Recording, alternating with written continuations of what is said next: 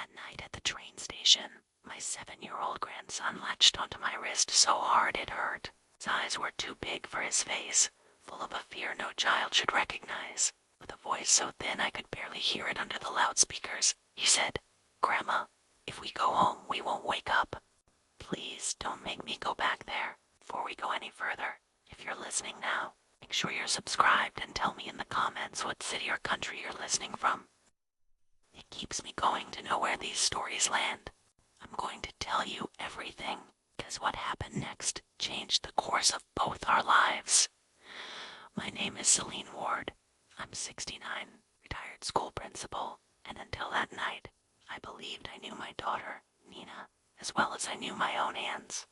After her husband, Drew, died in a boating accident 2 years ago, I moved into their bungalow to help with my grandson, Theo.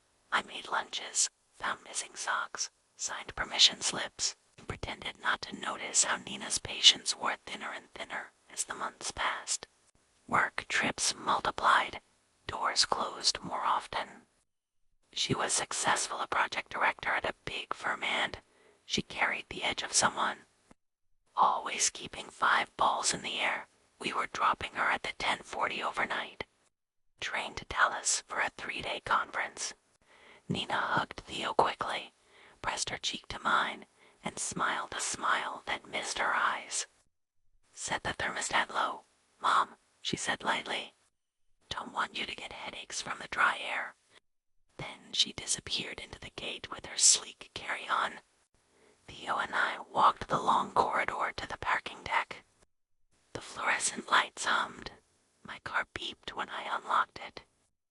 That was when he stopped dead and squeezed my wrist. "Grandma," he whispered, "Mama told someone this morning the thing under the stairs is set for tonight at 2:17. She said it would look like an accident. Please believe me." A chill ran under my skin like spilled ice water. "What thing?" I asked, keeping my voice steady because his wasn't. "The little box with wires," he said, eyes darting. "She told the man to move it so the carbon thing would kick on and no alarms would go beep. She said test the beeper and then swap it for the dummy so it won't sound. Dummy, alarms, 2:17. My mind started stacking words into shapes. 2 weeks earlier, I'd found our carbon monoxide detector blinking strangely. Then later when I checked again perfectly still. And 3 nights before, Nina had insisted on fixing the pilot in the basement because the furnace is temperamental, waving me away with a tight smile. I didn't ask another question. I got my grandson into the car, buckled him in, and drove out into the dark without looking back once. I kept the radio off. The city thinned into warehouses and long shadows. Theo watched me in the rearview mirror, his face pale and set like he understood we were in a story that demanded silence.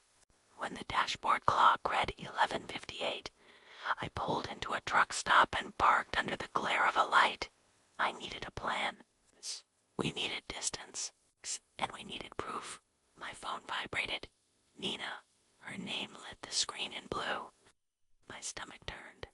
"Hi, Mom," she said pleasantly. "You home yet? It's late for Theo." "How's the train?" I asked, aiming for ordinary. "Delayed," she answered too quickly. "Signal trouble.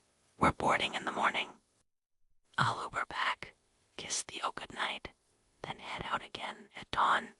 Her tone hit each note in the right place, and somehow the melody was wrong. We stopped for pancakes. I lied. He was hungry. I could hear the faintest exhale through her nose, like she'd been expecting me to say something else. "Good," she said, sweet. "Give him the cough syrup before bed, would you? He sounded raspy at dinner." We hadn't had dinner together in 3 days. Theo wasn't coughing. In the rear view, he shook his head hard. "No." "Okay," I said, as if we took orders every day. "Drive safe," she added, and hung up. Grandma Theo whispered from the back seat. "The red bottle makes me sleepy," she said to use lots, so I wouldn't wake up. Every part of me wanted to deny what was taking shape, but denial is a luxury you lose the second a small hand squeezes yours like a life preserver. The old principal and me, the one who knows which kids are telling the truth, by their shoulders looked at my grandson and believed him. We couldn't go home. We couldn't check into a motel with my card. We couldn't call any neighbor Nina might call, too. I needed someone outside her circle. Someone who still had a keyring heavy with the old life. I put the car in gear and headed toward my old school. Mr. Alvarez, our night custodian for 24 years, lived on campus in a cottage the district forgot existed. He'd carried 100 sets of keys and 1,000 secrets with quiet competence. If anyone could give us a place the world couldn't see for a night, it was him. It was past midnight when I tapped on his cottage window. He peered through the blinds confused, then pulled the door open in his sleep socks. "Miss Ward," he said, defaulting to what he'd always called me. "Is everything, Louise?" I said, and realized my voice was shaking. "I need help." 10 minutes later, Theo had hot chocolate in a cracked mug, and I told Mr. Alvarez the barest bones. Not the worst part. Couldn't say those words out loud yet, but enough. Nina, the detector. The box under the stairs. 217. His brows knit together. "You should call the police," he said gently, with my suspicions. I looked down at my hands. A respected professional daughter and a grandmother who sounds paranoid. I need something they can't ignore. Mr. Alvarez rubbed his jaw. "Then we make it so they can't ignore it. But you don't go in alone."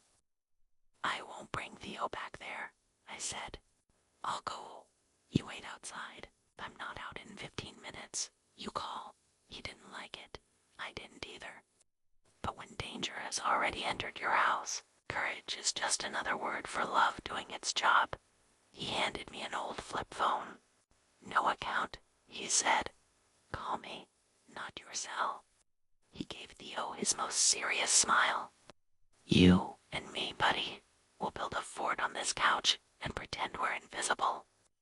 At 1:23 a.m., we parked 1 block from my house and killed the lights.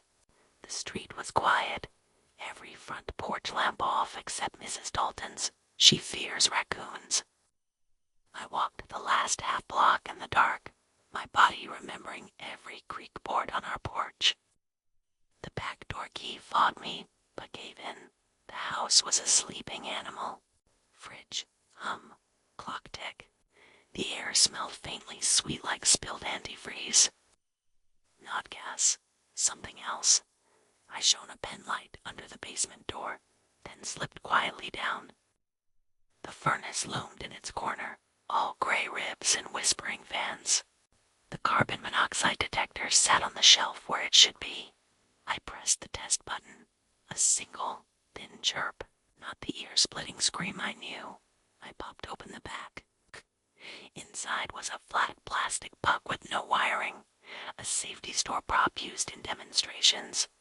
The working guts were gone. My stomach turned over. In the shadows beyond the furnace, something blinked a red light, then went dark. I knelt and found a black smart plug with a tiny antenna and tiny words. Scheduled. The gas line to the fireplace. Had fresh Teflon tape on its joint and a small brass lever wired half open. Next to it, taped to the wall. A cheap kitchen timer set to 2:17 a.m. I didn't know whether to be grateful that Theo had listened or furious at myself for missing what was under my feet. I took pictures, every angle, every label. My hands were shaking. On the stairs, I found the second wrong thing. 3 of the banister screws had been loosened and reseated, the top rail barely anchored. If someone fell here, it would fail the way bad things fail suddenly and convincingly. I moved through the house like a burglar of my own life. In Nina's office, I picked a simple lock with a bobby pin and slid inside. Her desk was organized like a magazine picture. Behind the row of neat binders, a red folder sat where color didn't belong. Inside, I found enough ink to stain anyone. Drafts of a power of attorney with my forged signature. Emails printed out from a Kate B about installing and payment on delivery. A wellness check form from a concierge doctor I'd never met. A note scrawled in Nina's hand. CO plus sleep aid equals effortless. My breath snagged. A second folder held bank transfers to a B. Kate Solutions. Cash withdrawals in odd sequence, and a rental lease for a storage unit near the train yard. I took photos of everything. The front door latch clicked. I froze. I killed the pen light. Footsteps entered slow, careful. Not Nina's brisk heel click. A heavy man. The floorboards told me his weight. He went right, toward the living room. The sound of a second set of steps later followed. Nina's voice lifted from the dark like a knife. Check the office, she whispered, then pulled a stair rail. We have to clean it if it's loose. My throat closed. She wasn't on any train. She'd never left. I squeezed behind the office door, pressing my back to the wall. The knob turned. The door edged in. A wide shoulder slid past. A man's silhouette, tall, filled the space. He paused, still as a hunting dog. I could hear him breathe. The door swung wider, grazed my sleeve, then stopped. He flicked a small flashlight over the desk wands. Twice then let the door ease back toward me as if he'd sensed a change in the air. Anything, Nina whispered from the hall. Looks clean, he murmured. Her laptop's here. Good, she said. To the stairs, then the regulator. He left. I counted 10. Brett Sand heard a soft rustle in the kitchen below. The back door hinges protested. A third person. Or Mr. Alvarez, arriving because I hadn't called. I should have stayed hidden. I should have slipped out the window immediately. But the thought of Luz's kind face walking into two people who wanted me dead dragged me out of my safe shadow. I edged the window up and swung my legs over the sill onto the narrow ledge. Below, the garden glowed faintly. I slid toward the trellis and climbed down, splinters biting my palm. The wet grass soaked my shoes. In the kitchen, a muffled scuffle, a grunt, a thud.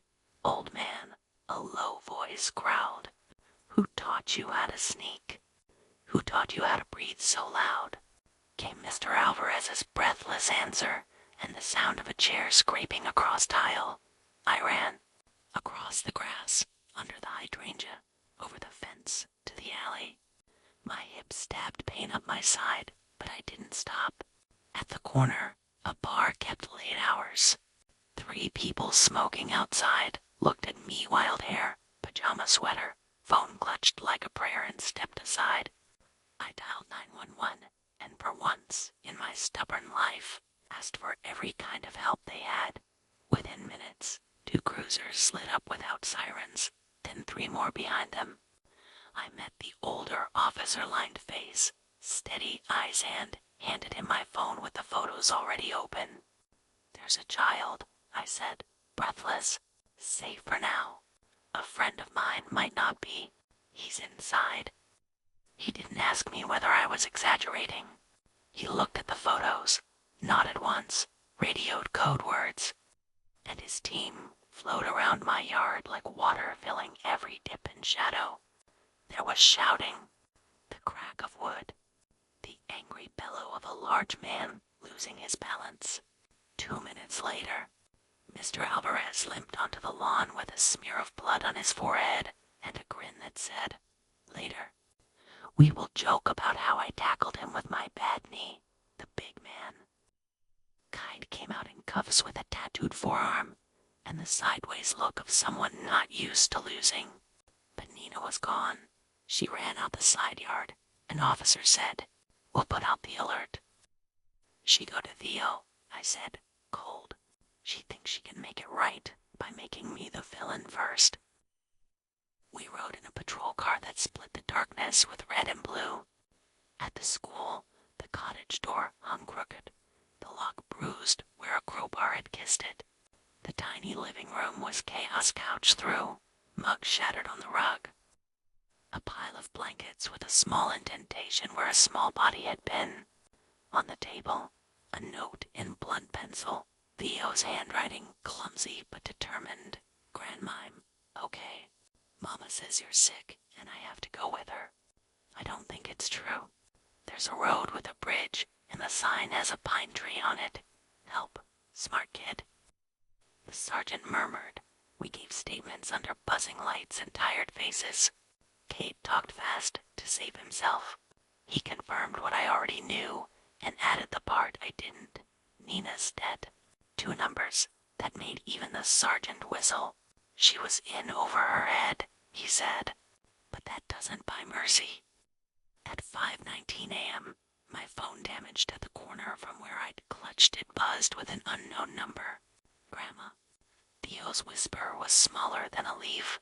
I'm here, I said. Mr. Alvarez sank onto a bench beside me, eyes closed, lips moving like a prayer. She's asleep, he breathed. We're in a house that smells like cedar. There's a lake and a big wooden fish over the fireplace. The road had a wood sign with a pine tree cut out and a name, Pine Hollow, Pine, Hawthorne, Hawthorne Ridge. And there was a rooster when we drove in. Can you see a mailbox? I asked. Any numbers?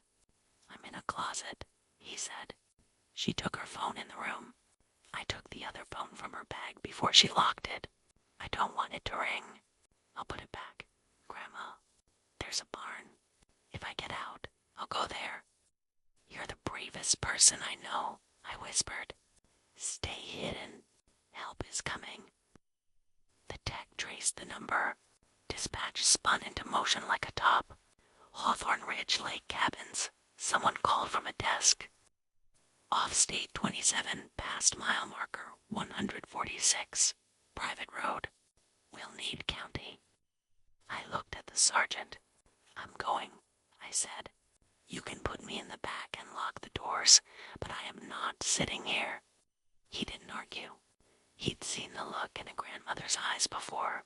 That sun was a thin line between trees.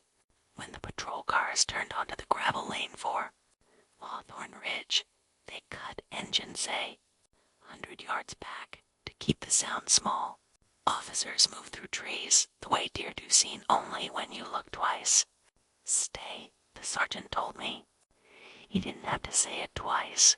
Then came a shout, the kind men used to steady each other. Police. Another voice, a woman's ripped itself raw. The crack of a single shot popped the morning. A wooden railing splintered. A dog started barking, frantic. I didn't stay. I ran on a hip that belonged to a woman 20 years younger. Around the curve, the cabin rose from the water's edge, porch slats gray with age, a tin star nailed to its eave. Nina stood on the steps barefoot, hair wild. One hand clamped around Theo's shoulder, the other holding a handgun too tightly. He was in front of her, a small shield breathing. Back off, she shrieked. I swear, Nina, the sergeant called calmly from behind a tree. Nobody wants anyone hurt. Put the gun down and let your boy come to his grandmother. You shouldn't even be here, she screamed, words tearing. This is all her fault. She took everything. Her eyes cut to me then, and something broke. You, she hissed. Of course you'd ruin it. You always did.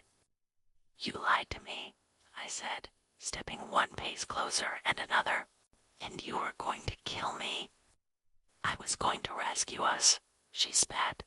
From you, from your rules, from your corners and your lists and your no, not yet. That money was supposed to be mine. Dad meant it for me. It was meant for your family, I said softly. And you were part of that. but you made yourself a stranger to it."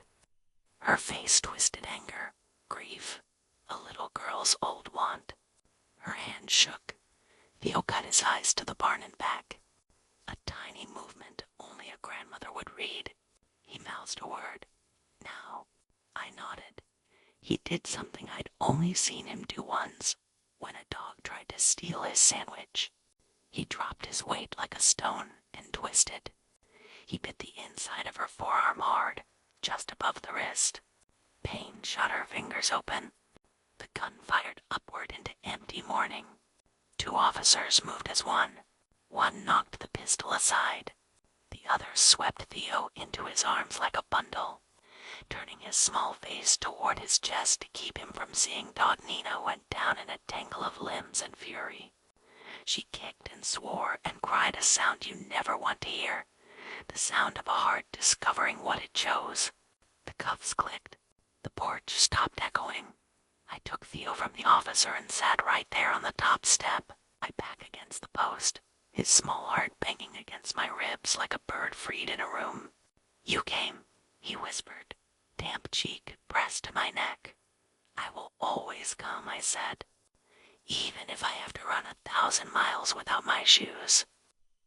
He laughed a little, hiccuped laugh that tasted like salt and sunlight.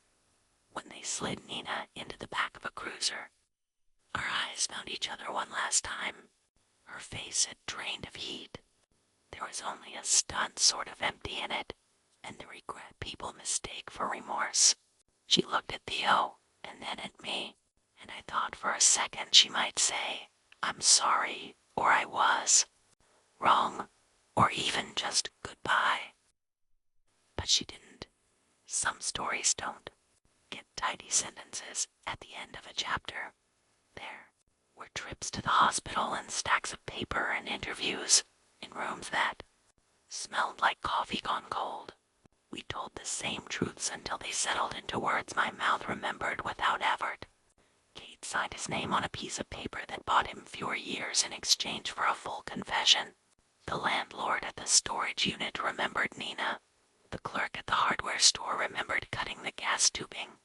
The concierge doctor's office remembered the wellness form with my forged signature. The sleep syrup prescription never picked up because Nina found it cheaper in cash at a different pharmacy. The lab remembered a clear liquid they test when they test for poison. The detectives remembered to run the tests the emergency room had never ordered when Drew fell off a boat. Don Theo had nightmares at first. He'd wake up in the cottage Mr. Alvarez lent us, his eyes wide and unfocused, breathing like he'd just run, and he'd press his hands against my face until he knew it was me. We found a therapist who listened to him like he was a person instead of a case, and Theo learned that sometimes your brain plays scary movies to make sense of what already happened. He learned to say, "I feel scared, but I am safe," and his small spine straightened a little. One night, when his breathing had just slowed after a bad dream, he asked what every child asks eventually. "Did Mama ever love me?" "Yes," I said, and it was the hardest truth of all, in a way that broke and didn't hold. "And none of that is your fault. Will she get better?" He asked. "I hope so," I said honestly. Hope is free. It doesn't cost us anything to leave a little on the WINDOWSILL. I signed paperwork to become his guardian. I planted tomatoes in a new yard with a fence he could climb safely. We found a Sunday pancake place that knows his order. He keeps a small notebook where he writes down anything he wants me to hear so he never has to wonder if I will. We call it the Always Believed book. On the first page he wrote, in wobbly letters, "Grandma believed me one night, and that saved our lives."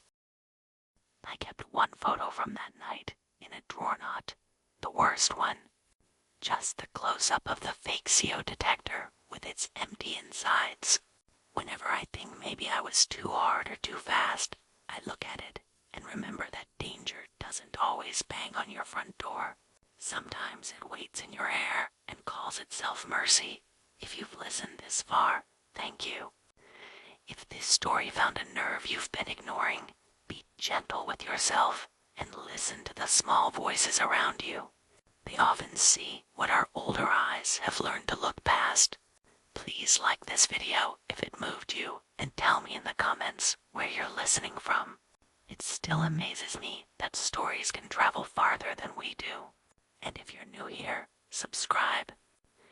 There are more stories to tell, and I want you with me for the next chapter.